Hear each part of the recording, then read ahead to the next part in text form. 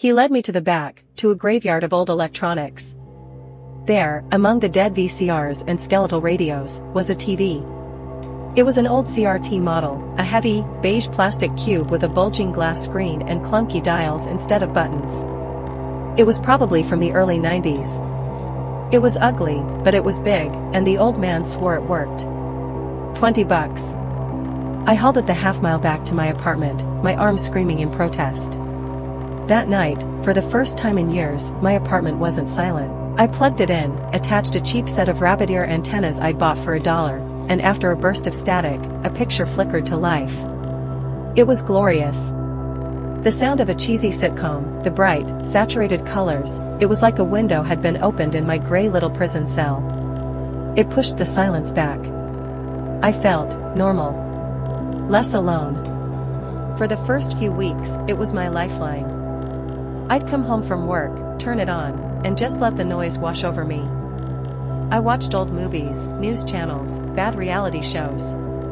It didn't matter what was on. It was just noise. It was a voice that wasn't mine. The channels were a strange mix. I was in a low-lying part of the city, so reception was spotty.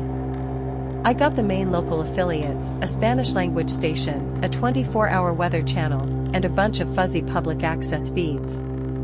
It was while I was turning the stiff dial one night, trying to find a clear picture, that I found it. It wasn't a normal channel. There was no station identifier in the corner, no commercials, no sound. There was just a high-numbered channel, 87, that came in with perfect, crystal clarity. The image was of a room.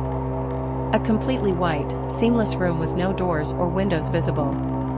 In the exact center of the room sat a wooden chair, and on the chair sat a man. He was wearing a simple, dark gray suit that was a little too big for him. He had thinning brown hair and a tired-looking face. And he was just sitting there, staring directly forward.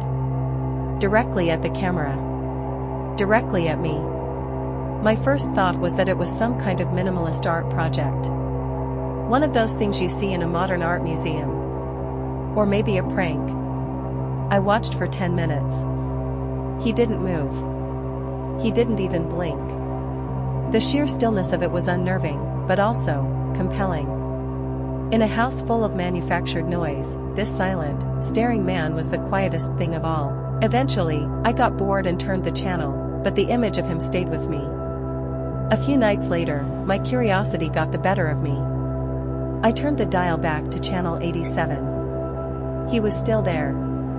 Same suit, same chair, same unwavering stare. I left it on as I made my dinner, glancing over at the screen every few minutes. It was like having a very strange, very still roommate. Then, he moved.